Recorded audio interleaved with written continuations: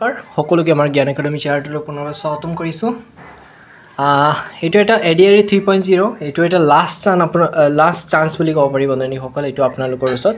কাৰণ গম পাই চাগে ADRE 1 হ'ল, 2.0 হ'ল, এতিয়া লাষ্ট আপোনাৰ 3.0 হ'ব গৈ আছে। আৰু এইটোৰ পিছত আপোনালোকৰ 2-3 বছৰ পোষ্ট নাহে, এইটো কথা মন কৰিব। গতিকে এই যদি 3.0 যদি কোৱালিফাই হ'ব নোৱাৰে, আপোনালোকে বহি যাওক 2-3 বছৰৰ কাৰণে। আৰু এজ আপোনালোকৰ ৰৈ নাথাকে, এইটো কথা মন কৰিব। এজটো কিন্তু পাৰ হৈ আছে।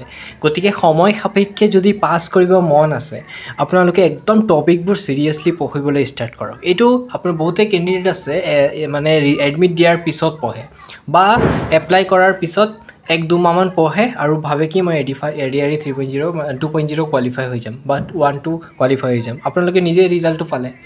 গতিকে ADRE এনেকুৱা এটা বস্তু, তাত আপোনালোকৰ কেনেকুৱা মানে অলপ মানে আগতকৈ কি হৈ আছে, আপোনাৰ এডভান্স লেভেলৰ কুৱেশ্যন দি আছে।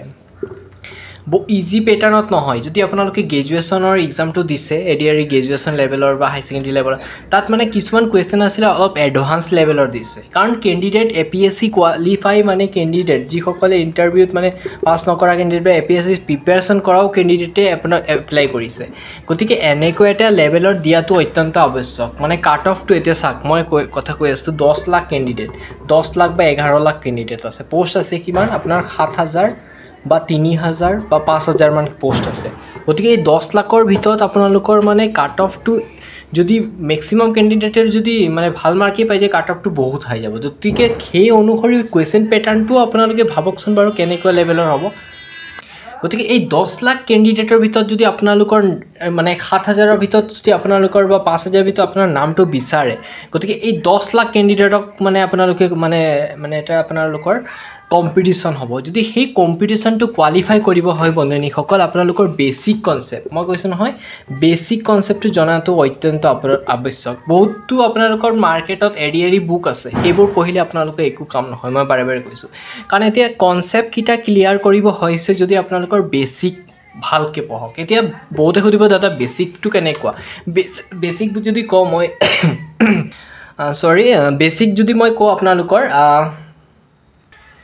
আপোনালোকে আছাম হিষ্টৰী আছে, Assam history A to Z পঢ়ক। এটা থিয়ৰিটিকেল ক্লাছ আছে, আপোনালোকে ইউটিউবত পাই যাব। পূৰা 6 ঘণ্টা বা 7 ঘণ্টাৰ ক্লাছ হয়, 6 ঘণ্টা 7 ঘণ্টাৰ ক্লাছ হয়। সেইটো আপোনালোকে কি কৰিব, এদিনত পঢ়িব নালাগে, অলপকৈ এটা কনচেপ্ট আপোনালোকে এটা কপিত ধুনীয়াকৈ আছাম হিষ্টৰী যদি আপোনালোকে লিখি লয়, 100% মই ক'ব পাৰোঁ যে আপোনালোকৰ কনচেপ্ট যদি ক্লিয়াৰ হৈ যায়, কোনো প্ৰব্লেমত আপোনালোকৰ মানে ADRE পাছ নকৰাকৈ আপোনালোকে নাথাকিব। দ্বিতীয়তে মই যদি কওঁ আপোনালোকৰ এই GK নলেজবোৰ, এতিয়া GK চাওক, বহুত বুক আছে। এতিয়া GK ক'ৰ পৰা আহিব, আপোনালোকে এটা পেটাৰ্ণ ফ'ল' কৰক। পেটাৰ্ণটো হ'ল যে আপোনালোকে পোনপ্ৰথমে আছাম GK চাওক, ঠিক আছে, আছাম GK চাওক, তাৰপিছত আপোনালোকে ইণ্ডিয়ান GK চাব পাৰে। আছাম GKৰ বেচিক কনচেপ্টৰ পৰা ষ্টাৰ্টিং কৰিব আপোনালোকে, লুচেন GK বা আপোনালোকৰ যিবোৰ বুক আছে GKৰ জেনেৰেল নলেজৰ যিবোৰ বেষ্ট বুক আছে আপোনালোকে চাব পাৰে। কিন্তু আপোনালোকক মই কৈছোঁ MCQ নাচাব, আপোনালোকে থিয়ৰিটিকেল পাৰ্টবোৰ জাষ্ট পঢ়ক। এতিয়া MCQ চাব, এটা দুটা চাব, আকৌ পাহৰি থাকিব। আপোনালোকে যদি থিয়ৰিটিকেলি বস্তুটো পঢ়ি ৰাখে, তেতিয়া কি হ'ব, আপোনাৰ মানে এই কনচেপ্টটো ক্লিয়াৰ হৈ যাব। আৰু কনচেপ্টটো ক্লিয়াৰ হৈ গ'লে আপোনাৰ কোনো ধৰণৰ প্ৰব্লেমটো নহয়।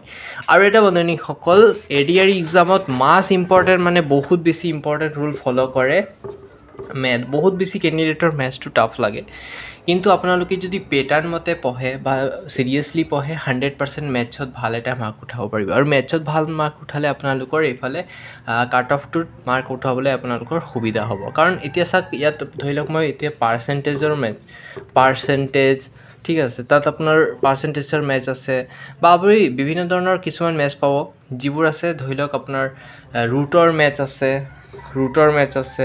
স্কোৱাৰৰ মেথছো পাব কিছুমান, কিন্তু অলপ এডভান্স লেভেলৰ পাব, যিকেইটা আপোনাৰ এই ক্লাছ 8 বা 9ৰ যিটো আছিলে, তাতো আপোনালোকে অলপ টাফ দিছিলে, কিন্তু ডিগ্ৰী লেভেলটো আৰু টাফ দিছিলে। গতিকে আপোনালোকৰ মেথছৰ যদি কনচেপ্ট ক্লিয়াৰ কৰিব হয়, আপোনালোকে এটা কাম কৰিব, ইউটিউবত আপোনালোকে মেথছৰ বেচিক কনচেপ্ট বুলি এটা ভিডিঅ' পায়, সেই ভিডিঅ'টো চাব পাৰে। তাৰ পৰা আপোনালোকৰ বেচিকৰ পৰা ষ্টাৰ্টিং কৰি দিয়ক। সময় আছে যিহেতু, ষ্টাৰ্টিং কৰাটো একো বেয়া কথা নহয়।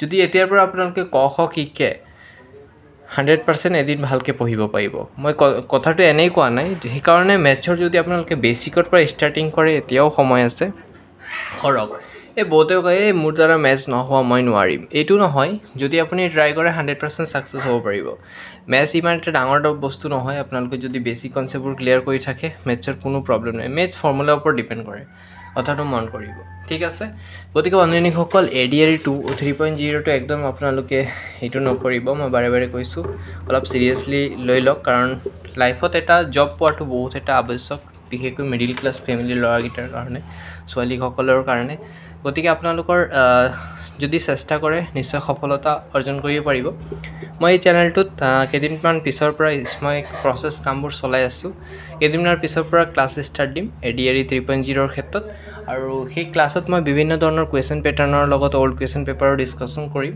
যিবোৰ আপোনালোকৰ কাৰণে বহুত এটা হেল্পফুল হ'ব গতিকে এই চেনেলটো এতিয়া ছাবস্ক্ৰাইব কৰি দিয়ক যাতে আপোনালোকৰ পিছত আপোনালোকে আমাৰ চেনেলটো বিচাৰিব নালাগে ছাবস্ক্ৰাইব কৰি দিলে আপোনালোকে ডাইৰেক্ট ভিডিঅ'টো পাই যাব আৰু আপোনালোকে ধুনীয়াকৈ ভিজিট কৰিব পাৰিব মই এটা কনচেপ্ট ৱাইজ ভিডিঅ' দিম এটা চিৰিয়েল টপিক ৱাইজ আৰু একদম লাহে লাহে দিম সৰ্বদাকৈ ফটককৈ যে ইমান দি দিম সেইটো নহয় শ্ল'কৈ যাম ভালকৈ যাম আৰু আমাৰ এটা আশা থাকিল আমি ADRE সকলোৱে মিলি কোৱালিফাই কৰিম ধন্যবাদ বন্ধুসকল ছাবস্ক্ৰাইব কৰিব একদম নাপাহৰিব